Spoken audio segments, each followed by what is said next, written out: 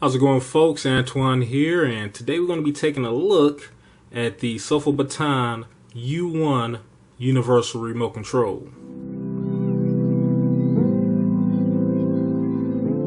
So this remote was purchased on Amazon, and it comes with a 3.9 out of a 5-star rating. Most of the 5-star reviewers said that this remote was extremely easy to program, and most of the 1-star reviewers were saying that yeah, it was extremely easy to program, but it did not retain the codes, especially when it comes to the Bluetooth functions.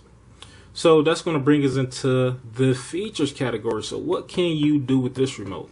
And I want to add that most of the people who bought this remote bought it as a replacement for the Logitech Harmony remote, which is soon to be discontinued. That's another topic for another day. So one of the features include the macro key. Now the macro key allows you to use one key for multiple commands. So one key will allow you to turn on your TV and switch to a specific input, which some TVs and streaming devices do that already with the advanced CEC setting. But this remote can allow you to do that with older model TVs that don't have CEC. So that's a perk right there. Other features include OLED display, which is lit up, but a con is that the backlight keys do not. Alright, so we're just going to go ahead and take this bad boy out the box while we go over the features. So this remote can be programmed on up to 15 separate devices: TV, smart TV, streaming devices, streaming players, entertainment systems, and soundbar. So you name it, it can program into it. This remote has IR and Bluetooth capabilities, so they got your Fire Stick covered. It does not work for Wi-Fi devices, but that's okay because it still works for certain Roku devices, right? So what do you get in the box? You get the remote itself, of course you get the user manual, and you get a couple of batteries. Big plus in my book. Alright, so let's go ahead and get this set up, get the batteries in here, and see how it looks. Alright, so we got the batteries in the remote. For any of y'all who may be having issues getting the back off, just stick a coin or a key or something in that tab and pull it, and that's how you get the back off. But me personally, my first impression of it is it feels good. Nice sleek design. As you can see how it kind of slenders up going to the top compared to other remotes. You know, you see different remotes have different designs in the back. This one has a slot for your finger. The Roku remote also has a slot for your finger to sit in there. Other universal remotes, you know, it's pretty basic, just flat in the back. My Air TV Mini remote, it's small, but it is just flat in the back. But this one, it has the notches, but overall it feels great. I like how it's just sleek in the back. It's heavy at the bottom where the batteries are, which makes for a great balance. You know, that's something you really don't pay attention to in the remote, but it makes a difference. It really does. So as I said before, the keys are not backlit, but you do get an OLED display up top. Going over the directions, it looks like you have to set this up using the mobile app. So we're going to go ahead and get it set up, then we're going to come back. Alright folks, our remote is all set and ready to go. It's synced with the app, but what I want to do is I'm going to take a couple days to get more acclimated with this remote. I want to test it out on smart TVs, regular TVs, sound bars. I got my Roku. I got my various streaming devices that I want to test it out on. And I also want to test out some of the problems our 1-star reviewers were saying. People were saying that it disconnected from their Bluetooth device and they were not able to get it reconnected. Some people were saying that it was extremely laggy. Alright folks, we are back. It has been well over a month since I've been using the Sofabaton U1 Universal Remote, and I gotta say it's been working perfectly for me. Perfectly. Now the only gripe I have is that the buttons are not backlit. That's the only issue I have when it's nighttime and you're watching TV, you want to go back, you want to exit out. some of the buttons, well, the buttons are pretty much lined up perfectly. None of the buttons protrude. So if we take a look at this universal remote, you see how the buttons are out there? See how they stick out farther? You can kind of feel around and tell which button is which. But this one, it's hard to tell. You kind of have to study it to know which button you're pressing. And that's just so bunched up together. But my only gripe is that they're not backlit. So I have my camera set up here in front of my TV. And also one thing I want to do is address some of the one-star reviews here on Amazon. And so no issues. I got it programmed for 5 devices. I got my sound bar, my Vizio smart TV, my Roku player, which works on infrared, my Fire Stick, which works on Bluetooth. You see that Bluetooth symbol next to it, and my TV, my bedroom television. So that's 1, 2, 3, 4, 5 devices. So one thing I love about this remote is I'm saving money on batteries. That's the biggest thing that I didn't even think of when I purchased this universal remote. Normally I have about four remote controls, my bedroom TV, my smart TV, my soundbar, and my Roku. And depending on what streaming device I'm using, you got batteries for them. But I kind of take them in and out depending on what size. If it's a Roku or Air TV Mini, all of them use AAA. But I'm just gonna cycle through. Well, I'm sure you guys some of the features I use the most, and pretty much why I like this remote. So I'm gonna go ahead and go up to my Psyche TV. I can cycle through the inputs, just point it at my TV, go up. You see right here, we're gonna hit the Roku screen, and all I gotta do now is go down to Roku, and boom. All right there on my Roku. Now another thing about the remote, there's no voice controls. That's something I'm not. That's not really that important to me. I never use it anyway. I just manually type in what I want to watch or what I want to find. But for some people, that may be a big drawback. But for me, it's not. It's something I can live without. So you see, I can cycle through my Roku inputs. So now, if I want to go switch inputs, one thing I can do is go back up to my bedroom TV, hit input, go to the next input. So right here, we're going to go to my Fire Stick, which is a Bluetooth device. Now, this is one of the things I wanted to address over here in the one-star reviewers. Some people saying that the Bluetooth didn't work, or the TV lose program. Those are issues I didn't have at all. So we right here on Amazon Fire Stick. So as you can see here, the remote, I'm just gonna have the remote. So no issues whatsoever browsing through my Fire Stick. And let's just go back there so we get the audio off.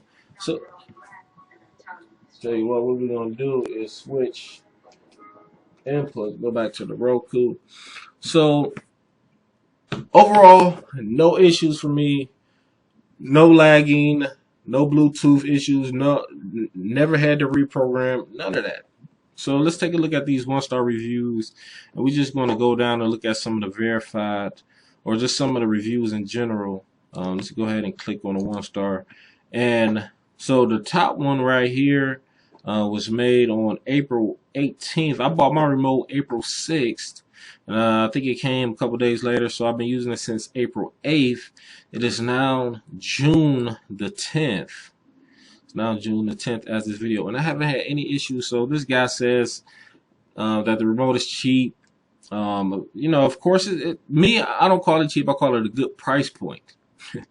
It's a good price point, $50. I mean, my experience, you can't beat it. So hoping to get a replacement for that big line that just declared is over. So he's talking about the Logitech Harmony remote.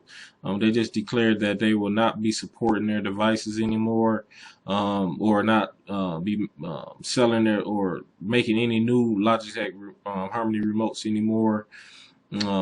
But I think once you're coming from a big brand, you kind of have higher expectations. But when you're coming from nothing like I am, your expectations are really a $10 remote. These were my expectations, and this for me was great. I just bought this just to see how it worked, but This works Bluetooth. Well, this doesn't work Bluetooth, and this one does. So this takes precedent. But this was $10. This was $50, and overall, I'm happy I spent $50 on this. Battery life for me has been perfect. All right, but let's get into this review. So he's coming from a big name brand, so he's already got that set in his mind, which is, just what I'm thinking. I'm just speculating, allegedly. The positives are it's easy to program, easy to reprogram. Now he's correct about that. It's easy to program, easy to reprogram. You could delete all the codes, go back in there, program it just as easy as it was the first time. That's where it ends. It's extremely laggy, even on IR. So me personally, I didn't have any IR laggy instances, none whatsoever. Now he goes on to say he uses a repeater. So that's what I think his issues may be happening. If you're using a repeater or IR blaster, that could create some issues. Yeah, it might not have been happening with the Logitech brand, but our brands are not created equal. So I say that to kind of address the title, I wouldn't say thoroughly underwhelming. I would say that it just don't meet up to the Logitech standards, But for me, is it thoroughly underwhelming? Even if I had issues with my repeater, I would probably know that it's something. I will go back and I will eliminate stuff to see what the issue could be. So if I think it's my repeater, I take out my repeater. And with a person using a repeater, I can assume that most of their equipment are in an entertainment system, behind cabinet, behind doors, so that could be a big issue, But me personally, I will go back and eliminate things until I find a problem. I wouldn't just, jump off and say it's the remote. But if you don't feel like doing all that, or if your previous remote worked for that and that same setup, then of course it just makes sense to blame the remote. But I just wouldn't say thoroughly underwhelming, right? I mean, that's just me. But Bluetooth, he says Bluetooth is equally underwhelming, again, with lag. It's fine if you've been using it, but if you set it down a few minutes, it's like the device goes to sleep. Again, I haven't had any issues with Bluetooth, but again, it sounds like this guy might have a extensive setup. He probably got repeaters, a lot of equipment close together where the frequencies might interfere with one another. If that's the case for you, then this might not be the remote control for you. But again, I will back diagnose it. I will take something out and see if it worked. Unplug this, unplug that, and see if it works. I would just back diagnose it and see if it's my equipment interfering with the remote, or if the remote is just thoroughly underwhelming. All right. So he goes on to say, luckily his 650 still works. So he pretty much promoting the Logitech brand remote. So let's go down. Poor IR blaster makes remote difficult to use. This was April 24th. I wanted to be able to raise this remote higher, but no longer frustrating it was. The line of sight needed for this remote to work is horrible. I'm less than 8 feet from my device, and they are open shells. Again, with the shells, now that's something I can't really speak on, but I will say this: any infrared remote, when you're dealing with an enclosed device, you're gonna have issues. Even when I was a Dish Network tech, people would complain about the infrared remotes not working. At even one point, Dish Network was giving out free IR blasters, especially in restaurants, commercial settings, and IR blasters are sometimes worse than the sensors that the device is on. Because some of them can be cheap and some of them can be so small that you have to hit it at the right angle for it to even recognize it. But so this was in the shelving. So we got two people that's possibly using equipment that's inside of a shelf. All right, buyer beware. But let's look at that title. Poor IR blaster makes remote difficult to use. I think that's a fair assessment of what their issues is.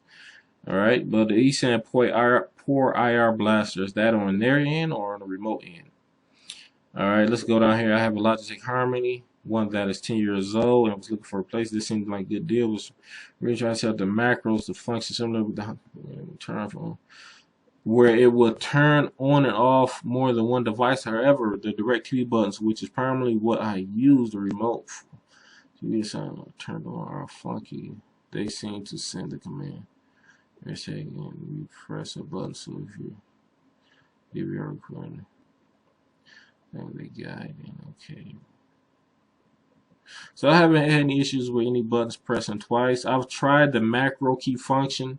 I really didn't have a use for it, but I did set it up for it to turn my TV on and switch the input at a certain switch to a certain input. So when you use macro on this one, you have to tell it, all right, turn the TV on after so many seconds or milliseconds to do this. Then after so many milliseconds, do this. Then after so many milliseconds, do this. The thing is, you have to adjust all of that. So if some people TVs come on in 5 seconds or 2 seconds, 1 second. Some people TVs come on in less than a second. So you have to kind of know that number and then set the appropriate lag time in the remote. But this one, it just seems like they possibly have an issue with their macro button. It could be a remote thing. Let's go ahead. Just gonna do a couple more. The IR is not the best. You guys on the remote and so see they were referencing Logic. I got this because I had another. Oh, they got another of their remote. So they're not talking about the Logic. This was the easiest program, but I figured it out. I was only 5 feet away from my TV with no blockages at a slight angle, and the IR would not work. I had to point straight at the TV to get it browse. So like again, I haven't had any issues with my remote. Now I will say this with my soundbar. I have a Vizio soundbar that has to be pointed at a specific angle, but I have to be pointed at a specific angle with the Vizio remote itself. So it's kind of iffy. The Vizio soundbar, the IR sensor is behind a mesh cotton cover. So even with the remote, I tested it with the Vizio remote and with the universal remote. If I'm about 10 feet back, I still have to kind of stick my arm out and get the sensor lined up perfectly. But as far as like any issues with the IR that seems like it's the remote, I haven't had any issues like that. To me, it just seems like it's most likely the device, but I could be wrong. You know, it could just be their device and the remote. But again, I'm just speculating, right? Does not do as advertised. Do not buy this item. I bought this from She Had Newman set up on the Vizio Smart TV, and it never would sync. I have a Vizio Smart TV and a Vizio soundbar. Work perfectly for me. Totally I wouldn't say totally worthless. I wouldn't say do not buy. That's a little bit aggressive. Do not buy. That's aggressive. Bought this remote 7 months back. Just wanted to give it a fair shot, but the remote's so buggy the Bluetooth disconnects all the time. So they bought this back in 2020. I don't know how the product was back then, but again, I bought mine on April 6th, 2021, and the codes are there. You know, the codes are there for me. The remote is there. Bluetooth disconnects all the time, and when using it with that Fire TV, as far as the TV goes, it worked for a little while. I would not recommend this remote. See, reviews like this that make me not want to buy it, because a universal remote that works for a Fire Stick for me at this price point is essential. If I'm gonna spend $50 on a universal remote, it has to be Bluetooth or Wi-Fi. But for me, I didn't have any issues connecting it to my TiVo Stream 4K, which uses Bluetooth. Any Android device you buy, the remote is going to be Bluetooth. So my TiVo Stream 4K, it worked perfectly. My Air TV Mini, it worked perfectly. I didn't have any issues. The remote control did not work with my Samsung devices. It wouldn't retain code. So the last one I'm going to touch on is the wouldn't retain code. Again, I didn't have any of these issues. I will say this: if you plan on buying this device, don't buy it if your whole setup is inside of an entertainment system. I would say you can buy it, but just Be aware that you might have some issues if all of your equipment is in the entertainment system, or if you're using an IR blaster or IR repeater, you might have some lag or some issues. Um, but that is it, folks. If you purchase this remote, let me know what you think. And if you have any questions about this remote that I can possibly address, feel free to hit me up in the comment section. But that is it. I will talk to you guys next time. Peace out.